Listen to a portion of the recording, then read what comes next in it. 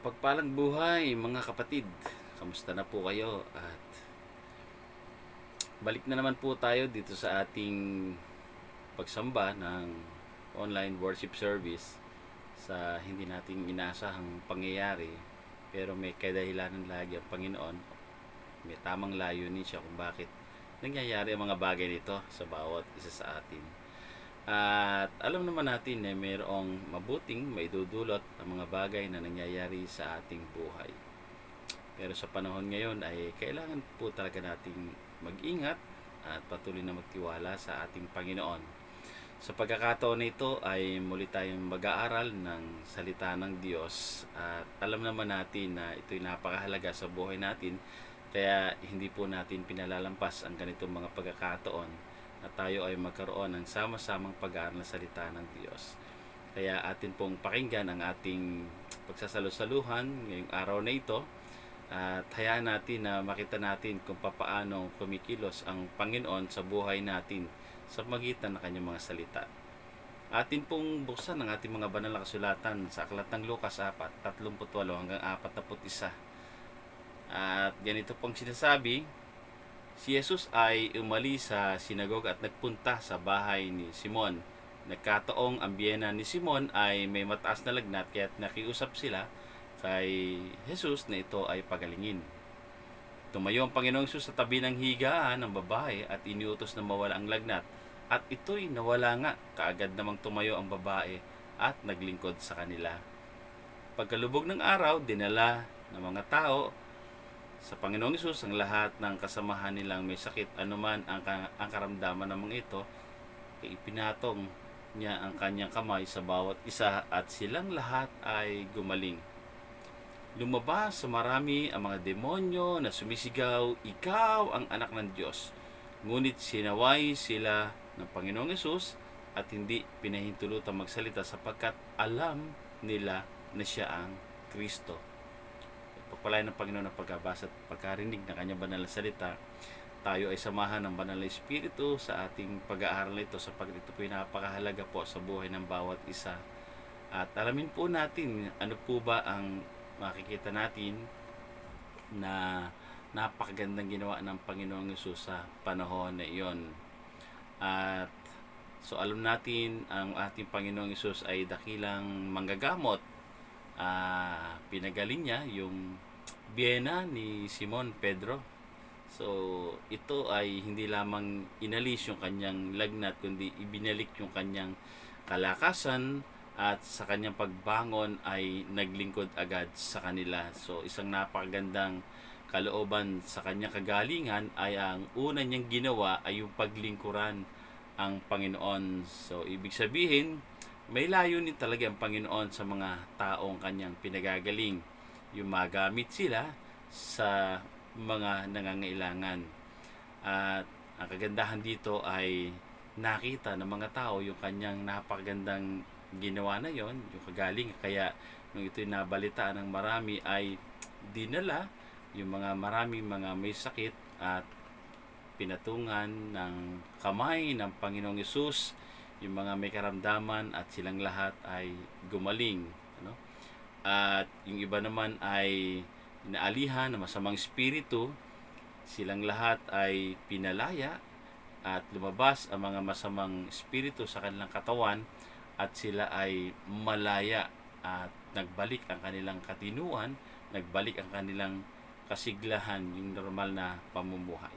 So nakita natin dito na ang Panginoong Hesus, siya po yung ating tinatawag na the pain reliever, no?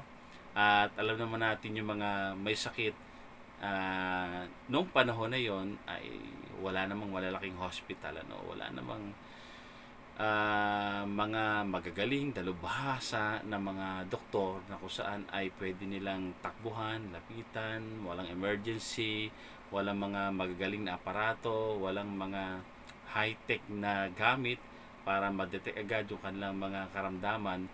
Pero nung panahon na yon ay alam naman nila na kapag sila nakarinig na mayroong nagpapagaling, siyempre takbuhan sila sapagkat yun yung pagkakataon na sila ay mapagaling. yun lamang yung kanilang inaasahan. Kaya siyempre naandoon yung pananampalataya doon sa nagpapagaling. At alam naman natin ang Panginoong Hesus, siya po ay mahabagin, siya ay ang kanyang layunin, kaya siya bumaba dito sa lupa ay talagang pagalingin ang mga may karamdaman, ibahagi ang mabuting balita, ang ebanghelyo ng Panginoong Hesus, ang ebanghelyo ng kaligtasan, at dalhin ang mga tao sa ating Panginoon. So, napakagandang layunin at ito ang kanyang naging mission dito sa lupa, no? At alam naman natin na sa panahon natin ngayon, alam natin ang Diyos ay nagpapagaling din, ano? Pero alam naman natin na hindi sa lahat ng pagkakataon, sapagkat kapag ang Diyos ay puro pagpapagaling ang kanyang ginawa, baka wala nang mamatay, ano? At hindi na natin maranasan na makasama ang Panginoong Diyos sa buhay na walang hanggan. Siyempre, ang Panginoong Yesus ay nagbibigay din ng pagkakataon na mas malubos yung kasiyahan na may karamdaman sa piling ng ating Panginoon. Tanging inaasahan natin dito ay yung ninanais ng Panginoon na may pagkaloob sa atin, na sa gayon ay magkaroon tayo ng assurance na tayo ay may buhay na walang hanggan. Ano ba talaga yung kailangan? What the sick needs most? Okay. Pag may mga karamdaman, ano ba talaga yung kailangan ng mayroong karamdaman? At alam naman natin na sa panahon ngayon, habang tayo ay nandito sa lupa, ay meron talagang pagkakataon na tayo ay nasasaktan, na nagkakaroon ng karamdaman, nagkakaroon ng panghihina, mga sakit ng ulo, mga stress, dahil tayo ay patuloy na nakakaranas ng mga problema sa buhay. At alam naman natin na dumarating yung panahon na tayo ay nanghihina, naghihinagpis, at nalulungkot, no? Mayroong mga pagkakataon na tayo ay nasasaktan, ano? Okay. Number one, nakita natin po dito yung tinatawag na the prayer of faith. Yung tayo kapag nanalangin ay meron tayong dapat na ipinapahayag, pinapakita na pananampalataya natin sa ating Panginoon. Sabi nga po dito, tumayo ang Panginoong Yesus sa tabi ng higaan ng babae at iniutos na mawala ang lagnat, ano? At ito'y nawala nga, instant healing ang nangyari doon, ano? Sapagkat alam natin na ang Panginoong Yesus ay hindi lamang siya nananalangin, kundi naniniwala siya na ang kagalingan ay tatanggapin ng babae na ito o ng biyenan ni Simon Pedro. At ito namang babae na ito ay alam niyang siya ay magaling, no? Siya ay bumangon agad at naglingkod sa kanila. So ibig sabihin, ipinakita niya rin yung kanyang pananampalataya. Ipinakita niya yung pagnanais niya na paglingkuran ng Panginoong Hesus. Ninais niya na makasunod sa ating Panginoon. So napakagandang attitude ito na ang babae na ito ay hindi lamang siya maaring nagpasalamat, kundi ipinakita niya pa rin sa pagitan ng mga gawa niya ang kanyang pagpapasalamat sa Panginoon. At alam naman natin yung prayer of faith, kapag tayo ay nananalangin sa mga may karamdaman, so tiyakin natin na nasa puso din natin ang ating pananampalataya, sapagkat hindi naman tutugunin ng ating Panginoong Hesus kung tayo ay nananalangin na may pag-aalinlangan, ano? Sapagkat ang pag-aalinlangan ay nakakapagpahina ng ating pananampalataya. So, ang gusto natin makita dito, bagamat ipinakita ng Panginoong Hesus yung kanyang ginagawa, nais ng Panginoong Hesus na sundan natin yung mga ginawa niya, na tayo ay magamit ng Panginoon na sa bawat mga pagkakataon na nakakakita tayo na may karamdaman, ay ipakita natin na kayang pagalingin ng Panginoong Hesus ang karamdaman na ito, doon tayo manampalataya. At kung hindi man gumaling, hindi na po natin problema yon, sapagkat kalooban ng Panginoon na siya ay pagalingin, at maaaring kalooban din ng Panginoon na siya ay pagpahingahin, at talagang mayroong ninanais ang Panginoon, sapagkat naniniwala tayo anuman ang gagawin ng Panginoon, yun ay ipakita natin na ang kalooban ng Panginoon ay mas mabuti kaysa naisin natin.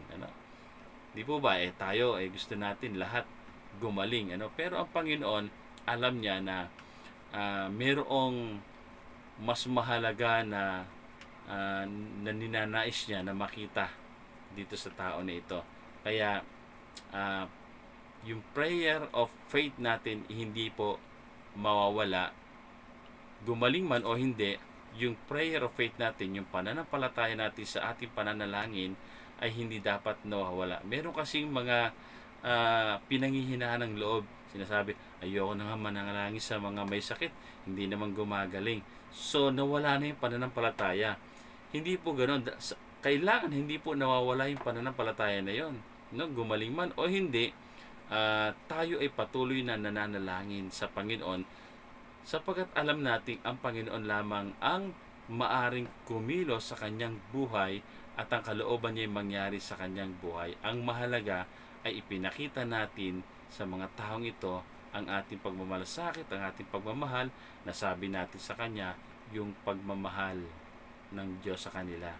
Na bago tayo panalangin sa kanila, ay ipakilala muna natin ang Panginoong Yesus. Hayaan natin ang kanilang espiritual na buhay ang unang gumaling, sapagkat yun ang napakahalaga. Kapag gumaling ang kanilang espiritual na buhay sa kanilang mga karamdamang espiritual sa mga kasalanan, kapag hindi ito napatawad, ay nakakalungkot, sapagkat wala pong katiyakan ang kanilang buhay. Kaya bago po tayo manalangin na may pananampalataya, ay ibahagi muna natin ang daan ng kaligtasan ng may pananampalataya, na sa gayon magkaroon ng katiyakan ang kanilang kagalingang espiritual at ang kanilang kagalingang pisikal. Yung kagalingang pisikal ay alam naman nating sumusunod kapag ang espiritual nila ay nagkaroon ng kagalingan. Dito sa pangalawa, meron ko nabasa rito, sabi rito, pagkalubog ng araw, dinalaan ng mga tao kay Jesus ang lahat ng mga kasamahan nila may sakit, ano man ang karamdaman ng mga ito. Ipinatong niya ang kanyang kamay sa bawat isa, at silang lahat ay gumaling. So nakita natin, wala pong hindi gumaling. Lahat po ay gumaling. Basta sinabi ng Panginoong Yesus, gumaling kayo, at sinasabi niya na kalooban ko na kayo ay lumakas, gumaling, bumalik sa normal, nangyayari. At naniniwala tayo naman hanggang ngayon ay kaya ng Panginoon na gawin ang mga bagay na ito. Pero nakita ko tayo bilang mga lingkod ng Diyos, bilang nakakilala sa Panginoon, kapag po tayo ay nakakakita na mayroong mga karamdaman, ang isa sa pinaka maganda na paglilingkod ay yung tinatawag na yung the healing touch ng Panginoon. Diba? Meron tayong pananalangin na, Lord, hipuin mo po sila. Lord, ilapat mo ang iyong mga kamay sa kanilang karamdaman. Sinasabi natin sa kanila dahil alam natin na ang Panginoong Yesus ay may kakayanan na pagalingin. At tayo naman ay meron din tinatawag na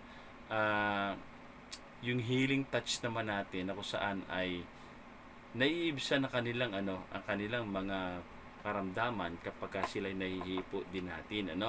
Natatapik-tapik natin, nahahagod natin yung mga likod, nahawakan natin yung kanilang mga kamay, at yung yakap natin sa kanila, na kung saan ay sinasabi natin, mahal na mahal kayo ng Panginoon, mahal na mahal ko kayo, ini-encourage natin sa kanila. Ito po isang napakalaking bagay sa kanilang buhay para maramdaman nila na mayroong nagmamahal sa kanila, nagmamalasakit sa kanila, na may mga taong naandyan para sa kanila.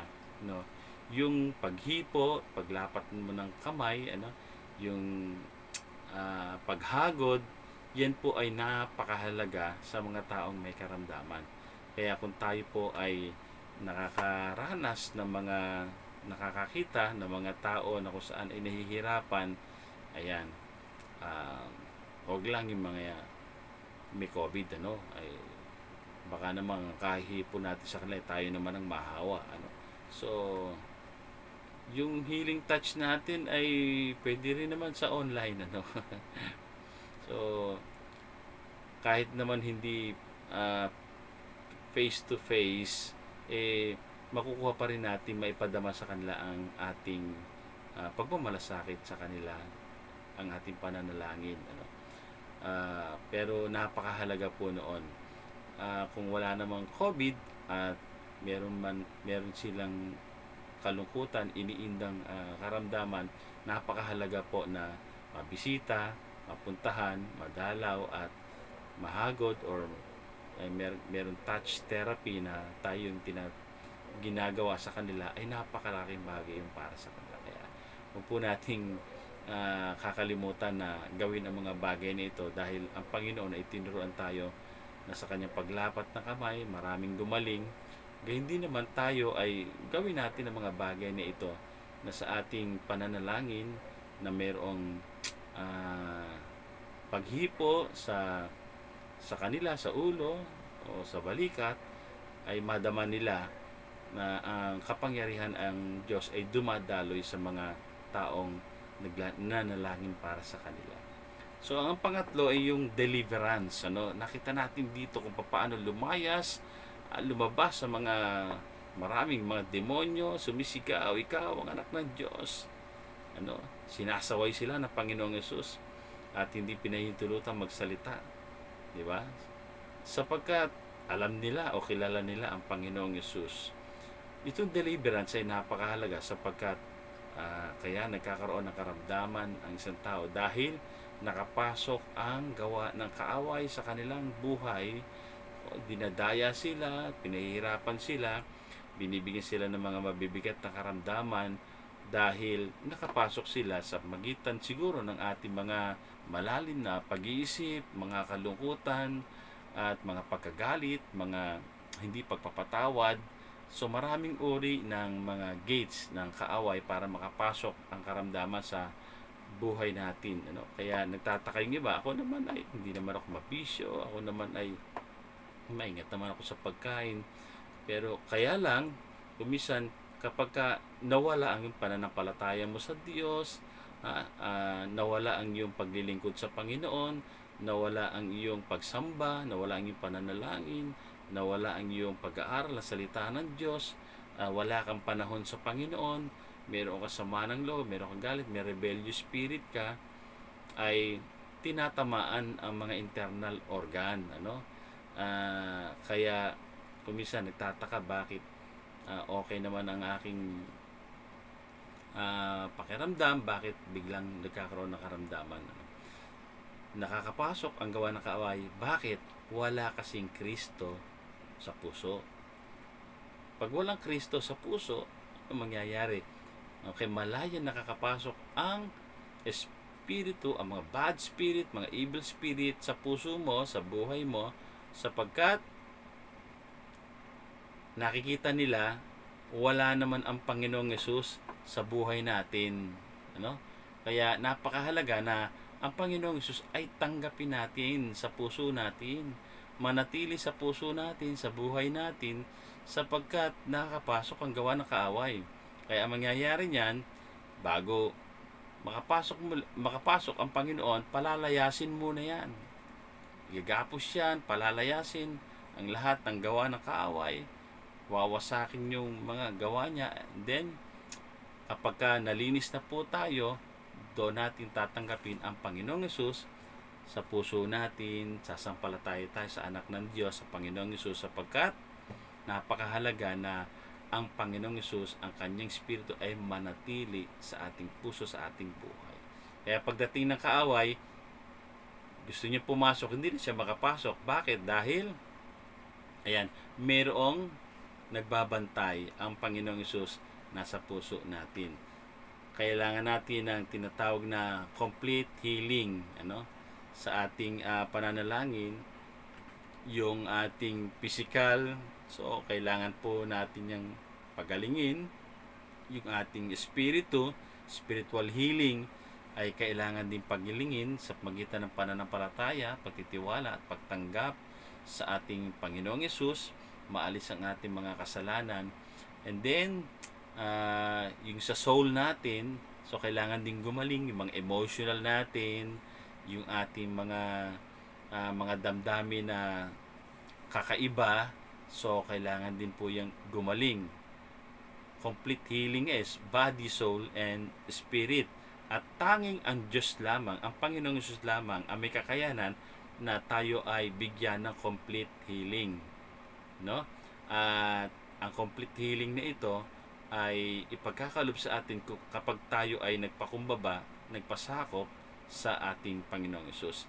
At maalis ang lahat ng gawa ng ating kaaway at tayo ay makakalaya sa gapos ng kaaway. So upang maranasan natin ang buhay na malaya na naglilingkod sa Panginoon at mawala ang lahat ng mga gawain na hindi ayon sa kalooban ng ating Panginoon, kailangan na tayo ay matutong manampalataya at magtiwala sa ating Panginoon. Kaya napakahalaga na sa ating buhay ngayon, lalong-lalo na ngayon, usong-uso yung karamdaman, wag po nating hayaan na wala ang Panginoong Hesus sa buhay natin, sa puso natin. Ayaw ng Diyos na malilang tayo ng ating kaaway. Ayaw ng Panginoon na tayo mamuhay na kala natin Kristiyano tayo pero hindi naman, yung pamumuhay na talagang pinalaya na tayo ng Panginoon.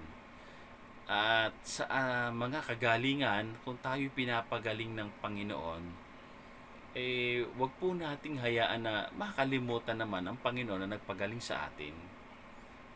Yung biyena ni Simon, after na maranasan niya kagalingan, bumangon, naglingkod sa Panginoon. Yung iba kasi gumagaling pero hindi naman bumabalik, naglilingkod sa Panginoon, samantalang naranasan niya yung kagalingan. So, wag po nating hayaan na makalimutan natin ang Panginoon sa buhay natin, sapagkat ang buhay natin ay magiging maayos, matatag, mabuti, malakas, at mayroong kapanatagan, may kapayapaan, may kagalakan dahil mayroong isang Panginoong Hesus na nagbigay ng kanyang buhay upang kunin ang lahat ng mga kahirapan, lahat ng karamdaman sa ating buhay. Siya na ang nagpakahirap, siya na ang namatay sa Panginoong sa krus, Siya na yung namatay sa krus ng Kalbaryo, at sa kanyang pagkamatay na iyon ay inako niya lahat yung ating mga dapat na maranasan sa buhay. Kaya kung tayo man ay nahihirapan, ipaalala natin sa Panginoon na yung sinabi sa pagitan ng yung mga latay at mga sugat, kami ay yung pinagaling.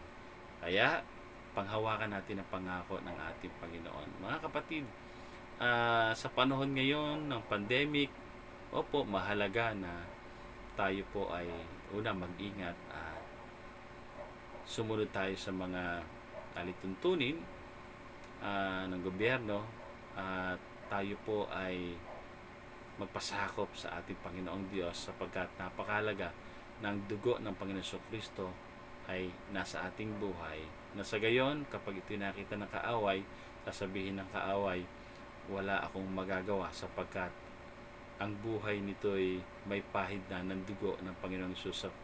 Siguro ito'y kumilala na ng palataya at sumunod sa Panginoong Hesus. Siguro itong taong ito'y naglilingkod sa Panginoong Hesus. Kaya nakita natin na ang kaaway hindi makakapasok sa atin. Ang karamdaman hindi po makakapasok kapag ang isang tao ay patuloy na sumusunod, naglilingkod at nagtitiwala sa ating Panginoon. At kung magkaroon man tayo ng karamdaman, ay alam naman natin na tayo ay nasa Panginoon. Alam naman natin na ang Panginoon laging nariyan para sa atin at alam niya kung ano ang makabubuti para sa atin. Pagpalain tayo lahat ng ating Panginoon. Alalahanin natin na tayo ginagamit ng ating Panginoon para ipadama sa mga may karamdaman na tayo ay may pananampalataya sa ating pananalangin, na sila ay pwede nating uh, mabigyan ng touch therapy. Ayan, mahalaga yan, no? The healing touch. Ayan. Mula sa Panginoon po yan, ginagamit lamang po tayo. At napakahalaga yung deliverance, na kung saan makawala sa lahat ng gapos na kaaway ang mga tao, ang bawat nilikha ng ating sapagkat ay nilikha para sa Panginoon. Ano po? Marami pong salamat sa inyong lahat, at naway meron po tayong natutunan sa ating pag-aaral na ito. Kaya every time na merong hingi ng panalangin sa atin, ayan, tandaan po natin yan. Manalangin na may pananampalataya. Ilay hands po natin sila, malayo man sila, no? At palayasin natin ang masamang espiritu sa kanilang buhay para ang galingan ay maranasan nila ang kalakasan na nagmumula sa ating Panginoon. Pagpalain po tayo lahat ng ating Panginoon. Tayo pong lahat ay manalangin. Panginoon, sa mga oras na ito, sino man pong may karamdaman ay amin pong hinihiling sa iyo na sila po ay yung pagalingin sa pagitan ng iyong kapangyarihan, sa pagitan ng dakilang layunin mo, na sila ay lumakas at gumaling at mawala ang mga karamdaman na kung saan ay nararamdaman nila. Panginoon, hayaan mo na sa lahat ng mga nanonood, nakikinig ng mensahe na ito, hayaan po Panginoon, na mismo marinig mo sa kanilang mga labi ang panalangin na may pananampalataya, na masabi nila, ako ay pinagaling ng dugo ng Panginoon Jesucristo, at sa pagitan ng kanyang mga latay at mga sugat, ang pangako niya, ang aking karamdaman ay pinagaling na. Panginoon, dalangin ko, O Diyos, na ilapat mo ang iyong mapagpalang kamay sa kanilang buhay, sa kanilang karamdaman, upang maranasan nila ang kagalingan, ang instant healing sa pangalan ng Panginoong Yesus. At ang anumang gawa ng kaaway na kung saan ay nakikita mo po, Panginoon, sa kanilang buhay, dalangin po namin na ito po'y palayasin mo sa pangalan ng Panginoong Yesus. Pinapalayas namin ang lahat ng gawa ng kaaway sa kanilang buhay, anumang mga pinagdaraanan nila, anumang mga kalungkutan nila, anumang mga stress nila, mga depression, sa pangalan ng Panginoong Yesus, alisin mo ang lahat ng nagpapahirap sa kanilang katawan, sa kanilang buhay na inilagay ng kaaway. Sa pangalan ng Panginoong Yesus, inutusan ko na ang mga gawa ng kaaway nito'y lumaya sa mga taong may karamdaman na ito. At hayaan mo, O Diyos, ng iyong kabanal-banalang dugo ang manatili sa kanilang katawan, sa kanilang buhay. Hayaan mo po, Panginoon, manatili ka sa kanilang puso, patuloy kang tanggapin sa kanilang buhay bilang Panginoon tagapagligtas. Alisin ang lahat ng uri ng kasalanan sa kanilang buhay. O sa pangalan ng Panginoong Yesus, ang karamdaman na ito'y hayaan mong palitan mo ng kagalingan at kalakasang nagmumula sa iyong kapangyarihan. Maraming salamat, O Diyos, sa iyo ang kapurihan, karangalan, kadakilaan, sa pangalan ng aming Panginoong Yesus. Amen, amen at amen. Maraming salamat po sa inyong pagsama sa gawain ito. Magpalain tayo ng lahat ng ating Panginoon. To God be the glory.